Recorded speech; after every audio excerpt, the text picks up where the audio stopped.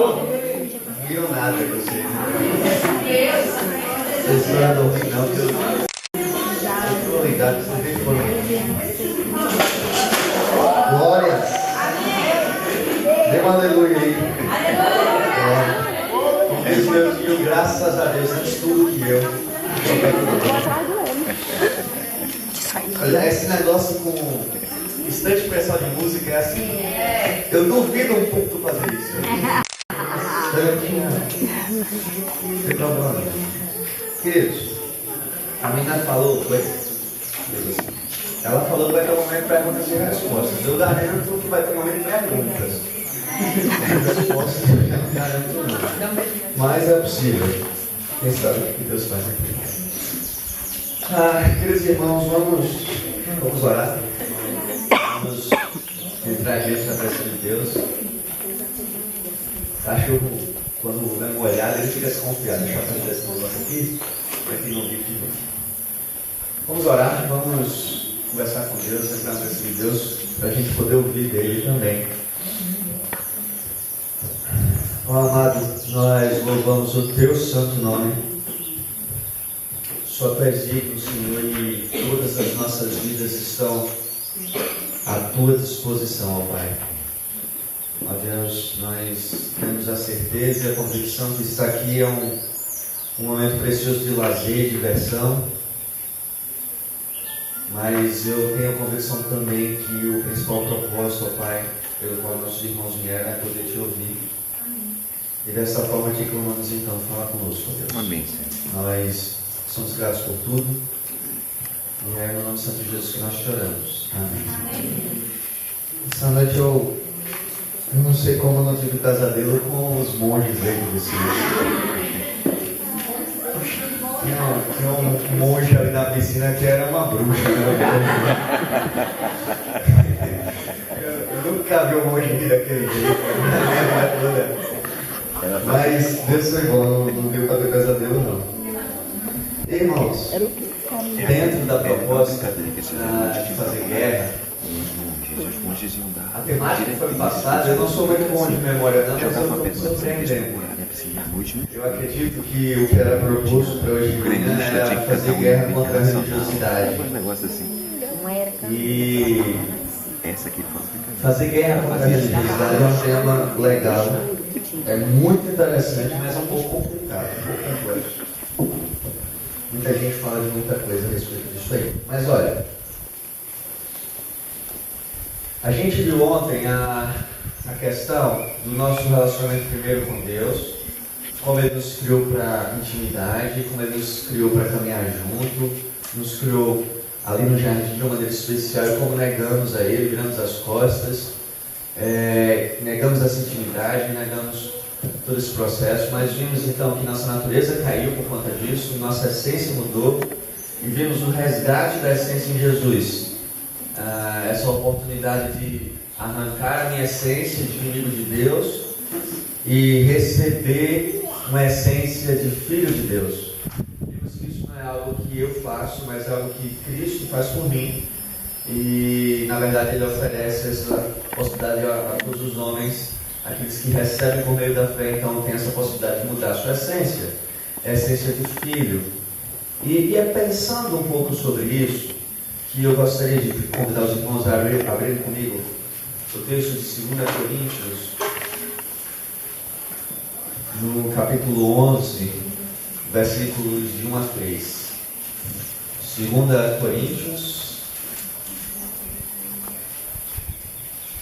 capítulo 11, versículos de 1 ao 3. Amados irmãos, eu vou ler na versão da Almeida, século 21. Pode ficar um pouquinho diferente da sua, tá bom? É possível.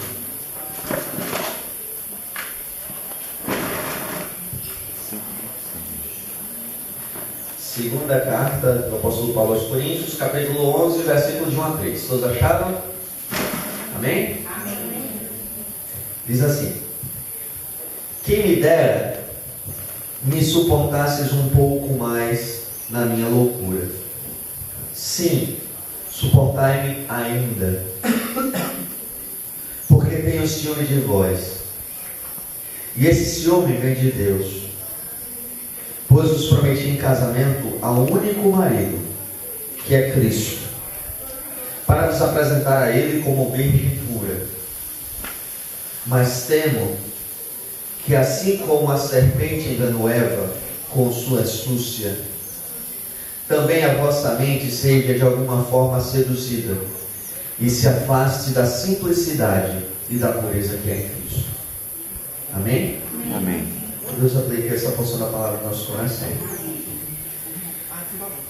O apóstolo Paulo, ele começa esse texto de uma forma interessante. Eu gosto de me encarar nessa introdução aí. Que me dera que vocês me suportassem ainda em minha loucura, né? Me suportarem ainda um pouco. Ele começa dizendo. Porque Paulo está falando de coisas não tão fáceis ou não tão simples. E aí depois ele vem com essa, no versículo 2. Porque tem o ciúme de vós, esse ciúme vem de Deus, pois os prometi em casamento ao único marido, que é Cristo, para nos apresentar ele como virgem pura. Paulo está citando uma situação do mundo dele, um exemplo. Aquela situação em que, antes de haver o casamento entre um homem e uma mulher, aquela jovem, aquela moça, ela era de responsabilidade do seu pai. Então, o pai da moça tinha a obrigação de manter a pureza de sua filha, preservar essa pureza, era a obrigação dele, para que no dia do casamento ele entregasse a sua filha pura ao seu marido. Então, inclusive, se no dia do casamento aquela moça já tivesse tido algum tipo de relação anterior, isso era um problema grande em todos os âmbitos. Era um problema social, era um problema religioso, era algo terrível, passível até de punição da moça e do pai, né? Então, era algo assim de responsabilidade do pai, preservar a pureza de sua filha para o seu futuro marido. E olha, ele está usando essa ilustração para dizer o seguinte: olha, se eu sou o pai da fé de vocês, diz Paulo, eu me sinto responsável por preservar a pureza de vocês até o dia do casamento com o seu noivo. E o noivo da igreja é Cristo. E é isso que Paulo está dizendo: olha, um dia o noivo vai vir buscar vocês em casamento, e eu me sinto como pai responsável por manter a pureza de vocês para um único noivo, que é Cristo. E ele traz essa máxima e essa importância. Isso é bonito, isso é uma coisa que vale a pena você guardar em outros momentos, vai ser importante para a gente. A busca por guardar a pureza para o único noivo verdadeiro, Cristo Jesus. Mas, para nós, o destaque se dá no versículo 3. Esse versículo 3, ele é muito especial. Ele diz assim, mas temo que assim como a serpente enganou Eva com a sua astúcia, também a vossa mente seja de alguma forma seduzida e se afaste da simplicidade da pureza que é em Cristo. Temo que sua mente se afaste da simplicidade e da pureza que é em Cristo. Interessante como o apóstolo Paulo vai descrever a vida com Cristo. É algo que é puro e é algo que é simples. E dentro da temática de guerra contra a religiosidade, é disso que eu gostaria que a gente pudesse refletir. Porque, na verdade, a vida cristã hoje em dia parece uma loucura. Parece algo louco, né? A gente consegue transformar a nossa vida cristã em algo de crise existencial. Porque você começa a construir um cristianismo em parâmetros de linha e de um modelo que você deve ser, ou seja, ser cristão é ser isso e é não ser aquilo, é fazer isso e não fazer aquilo. E a gente começa a construir uma estrutura toda pesada, um fardo pesado para as pessoas. E ser cristão é levar esse fardo. Só que o cristianismo sempre foi justamente o negar esse fardo. É por isso que Jesus disse, olha, quem está cansado e sobrecarregado, vem a mim, você vai encontrar alívio. O meu fardo é suave, o meu jugo é leve. E ele está falando do rigor da lei mesmo, do peso da lei. Daquele cerimonialismo religioso e daquela estrutura religiosa pesada de podes e não podes. O apóstolo Paulo também enfatiza muito isso, dizer assim que no cristianismo que nós temos a liberdade. É liberdade. Não há mais comida pura, comida impura, não há mais essa coisa. Depois Paulo vai dizer, a religião que você toca em coisas e é impuro e você tornou-se impuro, ele disse, isso não nos pertence. Jesus fez questão de enfatizar que aquilo que contamina o corpo não é o que entra, mas o que sai, né? Não é o que eu como, mas é o que eu falo.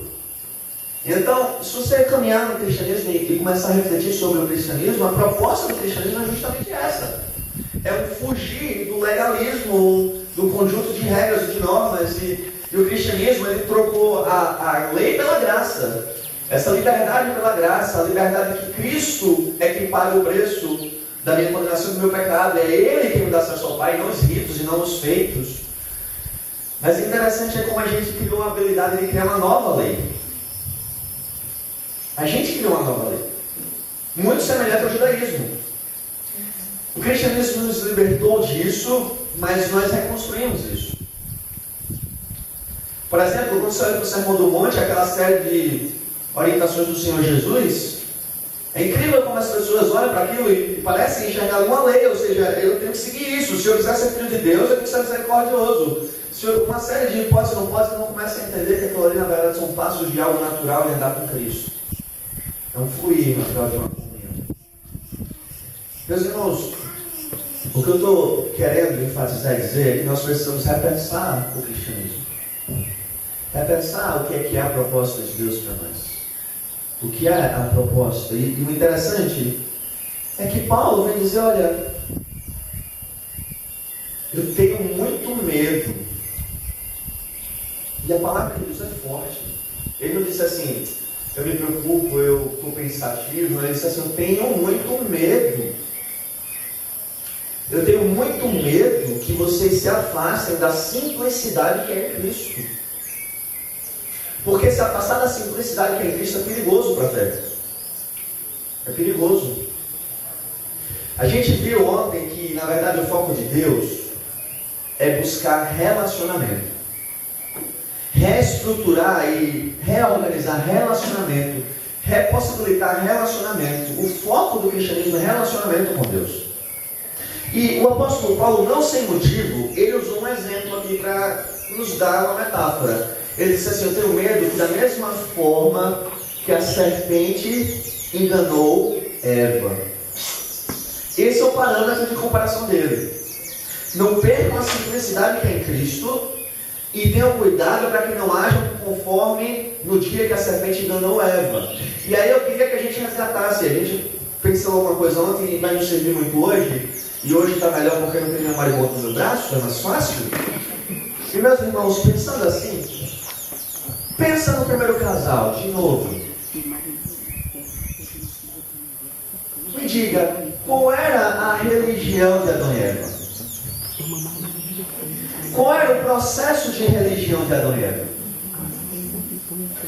Como era o culto de Adão e Eva antes da queda?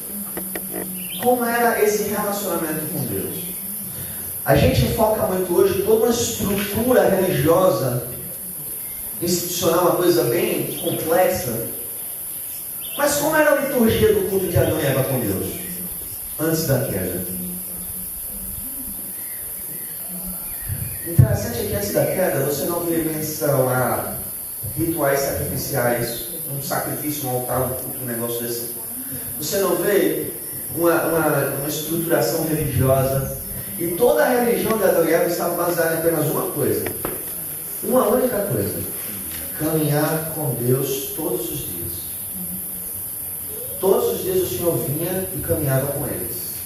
E essa era a religião de Adão e Eva. Caminhar com Deus no jardim. Simples, não é? É muito simples. Eles não tinham que estar preocupados com é assim que Deus vai gostar, eu preciso estar dessa forma, é desse jeito, é cantando assim, é cantando assado, é batendo palmas ou não pode bater palmas, é uma oferta ou não é uma oferta, é oferta de que tipo, e não sei o que. Não tinha isso. A religião de Adão e Eva com Deus se baseava apenas em uma coisa: andar com Deus. Simples. E eles entendiam que para poder andar com Deus, eles não poderiam se entregar ao pecado. Deus não ia lidar com isso bem, porque Deus é santo, eles entendiam isso. Então não é uma coisa que eu não posso fazer isso, não posso fazer aquilo, era muito simples. Eu não posso estar fazendo algo que desagrada o coração de Deus e pronto, não tinha uma regra, né? Era simples demais. Quem veio bagunçar isso aí foi a serpente. Porque o que acontece? A serpente começou a tentar embaralhar a orientação de Deus na cabeça do primeiro casal. O que é que Deus disse? Vocês não podem comer de todas as árvores? É isso? Olha, Deus nunca disse isso. Mas percebe como a serpente tentou inclinar e tirar Adão e Eva de um simples caminhar junto para uma série de confusões a respeito de Deus, do que eu posso fazer ou não para estar bem com Deus? Olha, vocês não podem comer de tudo, é isso? Não, não é de tudo. Tem uma árvore que não pode e tal. Mas isso é conversa de Deus. Deus está com medo e Deus não quer que você seja igual a ele. E ela começou a perturbar esse relacionamento simples do primeiro casal com Deus. Percebe? Mas a religião que Deus criou, vamos dizer assim, a estrutura de culto que Deus criou, que saiu da mão de Deus, foi caminhar junto, andar junto, relacionamento. Quando o primeiro casal pecou, eles perderam essa comunhão com Deus. De cara, perderam a comunhão com Deus. Qual foi o sinal de que a comunhão foi perdida? Para vocês acordarem aí. E aí o que acontece logo em seguida? E eles se esconderam de Deus. Tiveram vergonha, tiveram medo, se esconderam de Deus. O sinal de que a comunhão quebrou. E a comunhão, quando quebrou, eles perderam o culto que Deus fez. Percebe o papel da serpente nessa história? Confundir a simplicidade do relacionamento com Deus. E Paulo está dizendo algo muito interessante. Ele está dizendo, eu tenho medo que isso aconteça também na igreja. É isso que Paulo está dizendo. Porque vejam bem, o primeiro sinal, olha, depois que a humanidade caiu, que eles perderam esse andar com Deus, veja se você essa história acontecer. Nem hora que eu comecei, pode esquecer. Mas olha, assim que a humanidade caiu, os primeiros filhos de Adão e Eva, Caim e Abel, percebe o que é que eles vão fazer? Qual é o culto deles com Deus agora? Eles vão fazer um altar. E eles vão fazer sacrifícios, fazer ofertas. Percebe a mudança do paradigma da coisa? Vai vendo isso a grande escala. Lá na frente, um pouco mais na frente, depois do dilúvio, como é que a humanidade vai tentar resolver o problema deles com Deus? Eles estão em impasse com Deus. Como é que eles vão resolver o dilema deles com Deus? Vamos construir uma torre. A humanidade saiu de um caminhar junto com Deus, uma coisa simples, relacionamento, e agora vamos construir uma torre. E na verdade o que eu tenho visto é que nós estamos vivendo construindo as nossas torres, os nossos meios para chegar até Deus, porque não era essa a proposta da torre. Nós vamos chegar até Deus, e a gente está construindo as nossas formas de chegar até Deus, através dos nossos rituais, ou das nossas estruturas, e das nossas formas, e da nossa instituição, e tudo a gente é construir, vamos construir, ou seja, aquela coisa de a gente que vai fazer algo, né? E não entende que não sou eu não consigo construir nada. A única coisa que acontece é que Deus vai vir ao meu encontro todos os dias para caminhar comigo, e o que Ele espera de mim é que eu vá e caminhe para Ele. Interessante como existe 1 milhão de homens de Deus famosos na vida, né? E você com certeza talvez seja fã de algum deles especificamente, que você achou, rapaz, esse aí é o cara. Não sei se é porque Moisés que abriu o mar, aquela coisa, ou Paulo que quase não morre, a serpente, naufrágio, não sei o que, o homem franco. Não sei, você talvez tenha aí um herói que no seu coração, alguém na Bíblia que no seu coração se senta e diz, esse é o cara, esse é o homem de Deus. Eu brinco que lá no Recife, o herói dos torcedores do Náutico é Daniel, porque entrou na cova dos leões e sobreviveu. O time, o esporte, o símbolo é um leão, né? Porque toda vez que o esporte pega o Náutico, fica uma lapada. Cada um tem seus heróis. Mas existe uma figura na Bíblia que ele não tem... A Bíblia não fala muito dele. Fala muito pouco dele, na verdade. Bem pouquinho. E essa figura se chama Enoque. E essa figura chamada Enoque, ele é especial por uma razão. Você tem duas descrições claras de dois homens que não morreram na Bíblia, mas foram levados ao céu direto. Que é Elias e Enoque. Aí você olha para Elias, você até entende. Elias fez fogo cair do céu. Elias é aquele cara que foi que orientou Eliseu, lutou contra Acabe e os seguidores de Baal. Elias é a referência do profeta. Aí você até entende por que Elias subiu aos céus. Mas Enoque não fez cair fogo do céu, não fez abrir mar vermelho, não fez nada disso. Por que é que Deus levou Enoque sem morrer para os céus? E aí você vai ler nas Escrituras, o que está escrito é assim: e Enoque andava com Deus, e Deus o tomou para si. É isso. A grande realização de Enoque, o grande milagre, o grande feito, não foi nenhum desses milagres famosos. A grande realização de Enoque foi andar com Deus. E porque Enoque andava com Deus, Deus tomou para si. Percebe a inversão dos nossos valores? Veja como Enoque não é famoso por andar com Deus. Porque a gente está muito mais apegado ao que as pessoas fazem, os grandes feitos. Mas andar com Deus não é algo que poxa, admiro falou que ele anda com Deus. Mas para Deus, isso foi tão importante que Enoque não conhecia a morte. Andar com Deus. E eu tenho visto que muitas vezes a serpente tem jogado a mesma mentira nos nossos ouvidos. Porque, a partir do que vimos ontem, Cristo nos deu a essência de filhos. E com a essência de filho, a questão do cristianismo e o culto cristão é andar com Deus. É novamente andar com Deus. É por isso que somos filhos. Temos acesso ao Pai. Liberdade ao Pai. O cristianismo voltou a ser uma verdade de relacionamento com Deus. E isso é simples. Jesus, quando foi ensinar sobre o cristianismo, ele fez assim, quer ser meu discípulo? A regra é uma: vem e segue-me. Ou seja, de novo, anda comigo. Anda comigo. Igual como foi. Vem e anda comigo. É isso. Quer ser meu discípulo? Anda comigo. Eu acho interessante que, começa a olhar as frases de Jesus com outra ótica. Jesus disse, aprendam. E a vez que Jesus disse, aprendam, aí alguém já poderia sentar e dizer assim, lá vem a regra, né? Vou pegar o caderninho e vou começar a anotar o que eu tenho que aprender. Para viver essa nova realidade. E quando Jesus disse, aprendam, ele disse, aprendam de mim. Aprendam de mim que sou manso e humilde. Ele não disse, aprendam das minhas leis, das minhas regras, da minha normativa e de toda a instituição. Ele só disse uma coisa: aprendam de mim. E como é que se aprende de Jesus? Andando com Ele. Porque Ele não vai sentar para dar aula. Senta aí. Não. Só tem uma forma de aprender com Jesus: caminhando com Ele. É a única forma. Como sempre foi. Interessante, deixa eu trazer um dado interessante sobre isso.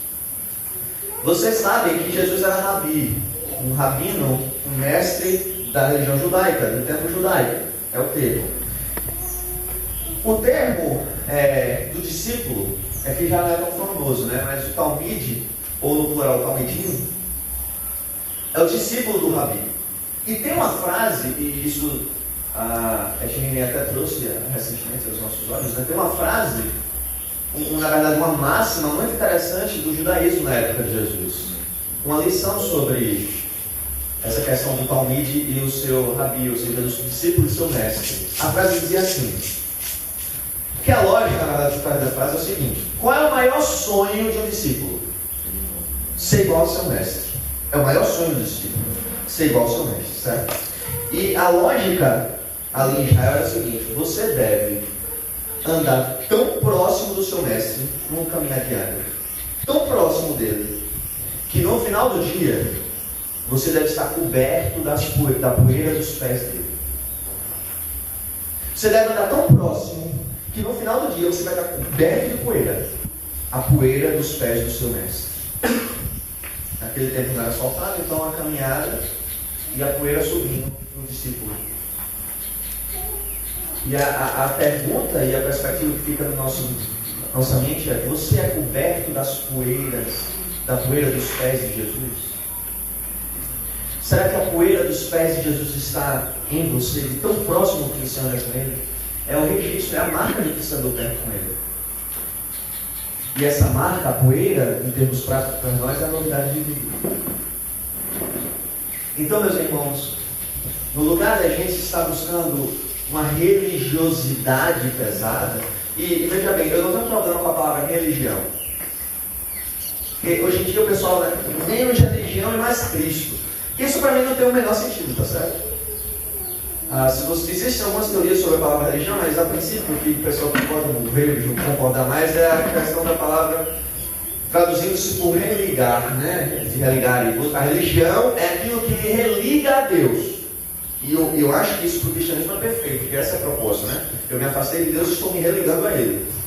Religar. E quem é que me religa a Deus?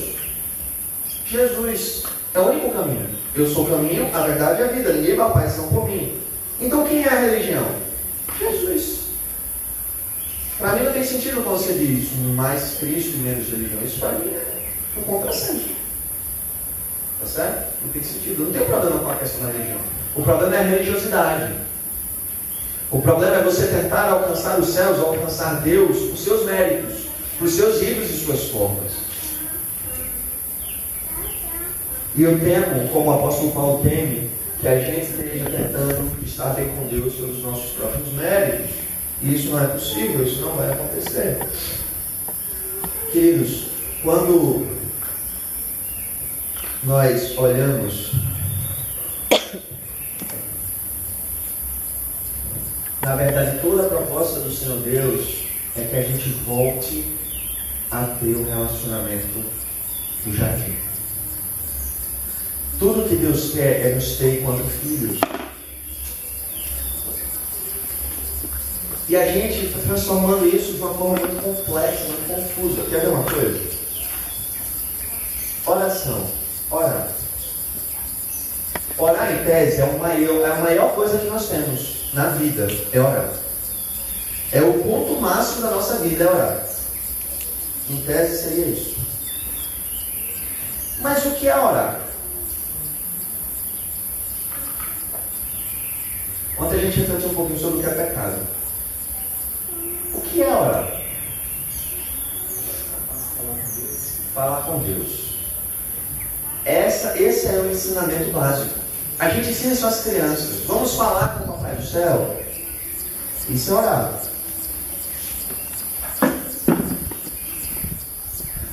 E aí, eu gostaria de convidá-los a refletir um pouco sobre isso. Por que, bebê? Vamos lá. Orar é falar com Deus.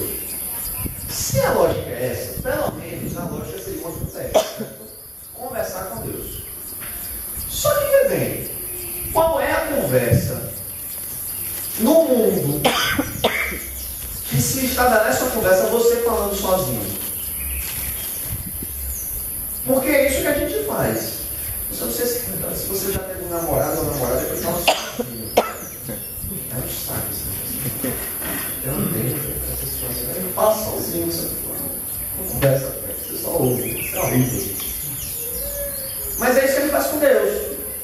Porque se a gente acha, e se é que acha que orar é conversar com Deus, por que a gente só fala? É um monólogo. É um monólogo. Eu chego dentro desse despejo. Fala, se subir a perreira, se só perreira um casal namorado, imagina Deus. Fala, que só tá bom, Deus. Obrigado, meu Deus, tchau. Vamos embora. Aí Jesus está aparecendo, Deus está aparecendo aquele quadro de divã, né? Terapeuta, né? Da área de psiquiatria, psicanálise, freudiano, né? Mas olha, se eu acredito que orar e conversar com Deus, por que eu nunca paro para ouvir? Porque se fosse a questão de conversar, pelo menos tinha que ter uma coisa de eu falar e de eu ouvir, né? ficar quietinho, calado um pouquinho e ouvir. É uma boa ideia? Será que Deus não tem o que dizer? Mas eu gostaria ainda de avançar nessa reflexão. Abre comigo, por favor, o texto de Mateus 6, versículo 5. Aquela coisa que Deus disse na hora. Aquele momento lá que Deus disse na hora. Aí pare e pensar comigo. Qual é o contexto ali? Jesus está ali no momento do Sermão do Monte.